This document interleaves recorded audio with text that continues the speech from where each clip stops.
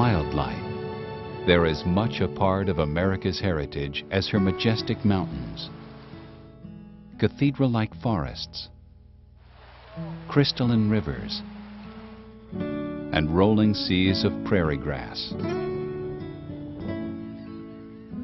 And for more than 100 years, America has celebrated and protected that wildlife heritage in a system unequaled in all the world, the National Wildlife Refuge System. That system, managed by the U.S. Fish and Wildlife Service, contains more than 540 refuges, spanning some 95 million acres. What makes these places unique is that they are the only public lands in America set aside specifically for the conservation of animals, birds, fish, and other wild creatures.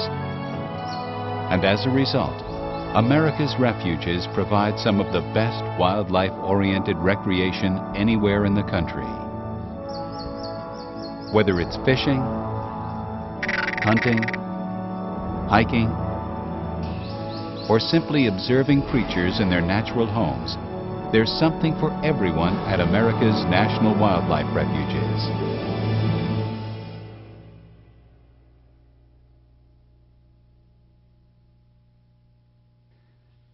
The National Wildlife Refuge System came into being at the dawn of the 20th century as Americans sought to safeguard the nation's wildlife bounty.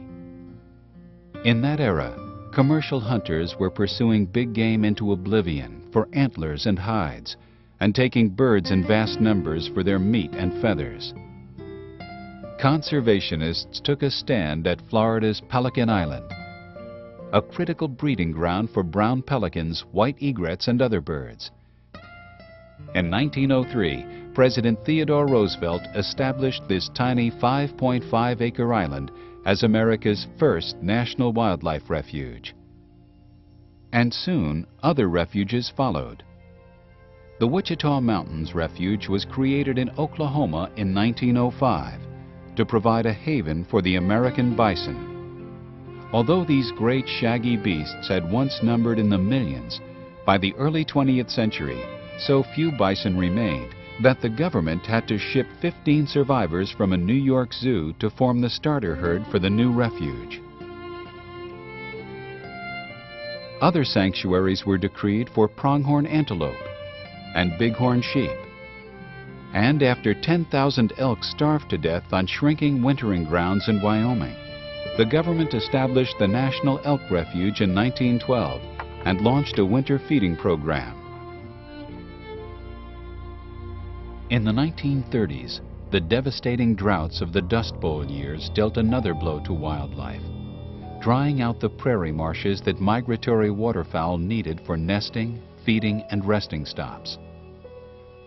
But hunters came to the aid of waterfowl, backing a proposal to purchase duck stamps to generate funds to buy and restore wetlands.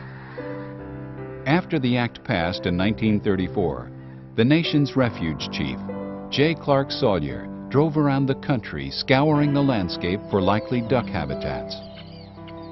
By the end of the Dust Bowl era, he had added more than 100 new refuges to the system, many located along traditional waterfowl migration routes.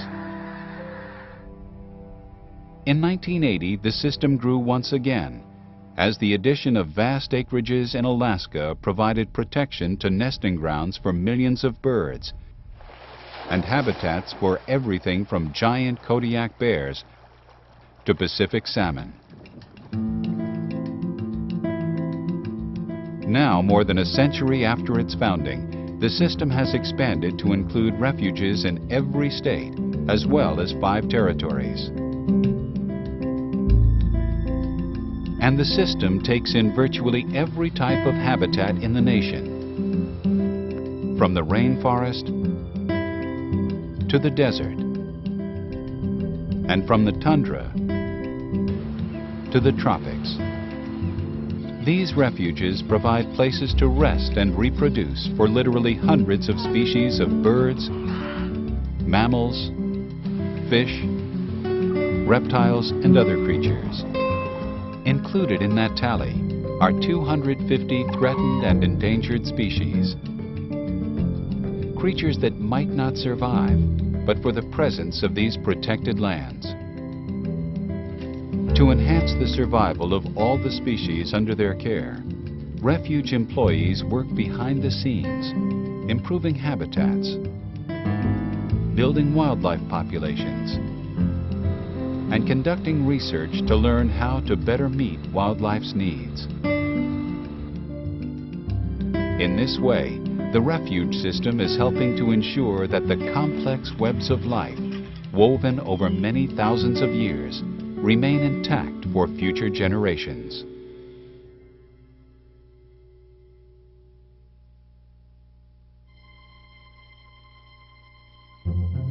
If refuges provide food and shelter for wildlife, they provide sustenance of another kind for people, nourishing our connections with the natural world. Visitors are welcome at the vast majority of the nation's refuges, and with a refuge within an hour's drive of almost every major city, these wild places are within reach of most Americans. Not surprisingly, one of the most popular visitor pastimes is wildlife observation. Because refuges have preserved the stepping stones that ducks, geese, and other birds use during their migrations, refuges are some of the best places anywhere to experience the wonder and mystery of these ancient seasonal spectacles. Visitors can also hearken back to earlier times by visiting one of the several refuges in the Plain States where buffalo thrive.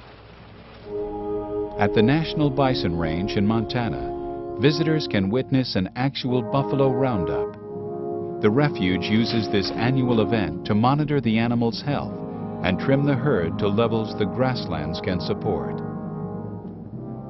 When it comes to viewing elk, there's no better place than the National Elk Refuge in Wyoming. Between December and March, up to 10,000 elk gather at the refuge. From a horse-drawn sleigh, visitors can get a close-up view of these gangly creatures, which weigh up to 700 pounds and have antlers up to 6 feet across. Refuges are also an excellent place to catch a glimpse of less populous species, like the bald eagle. Although the eagle's population had dipped to dangerously low levels in the lower 48 states in the 1960s, eagles are rebounding. That's thanks in part to a string of refuges that provide the birds with the tall trees and undisturbed waterfront locations they favor.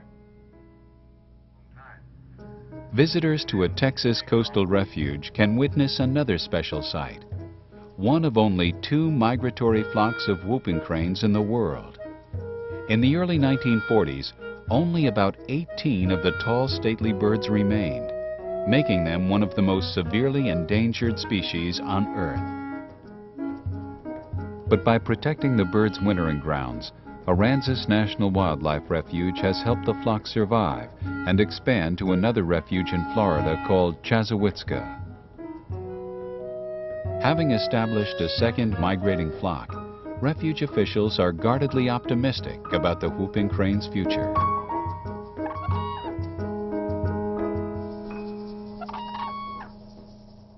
In addition to wildlife viewing, refuges are rich with other recreational possibilities. Nature trails thread through habitats, offering visitors a chance to hike while learning more about the places that wildlife call home.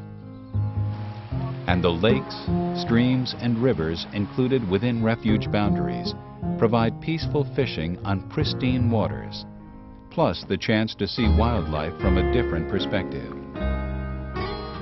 In addition, hunters are welcome at more than 300 refuges, where conservation efforts have yielded abundant populations of certain bird and big game species.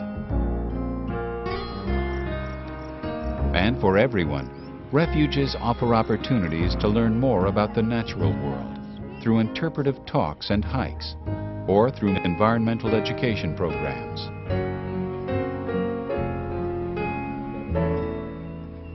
Whatever visitors choose to do at a National Wildlife Refuge, they'll find something special there.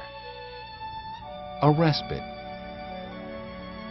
a chance to rejuvenate the spirit, and a reminder of the wisdom of cherishing our nation's proud wildlife heritage.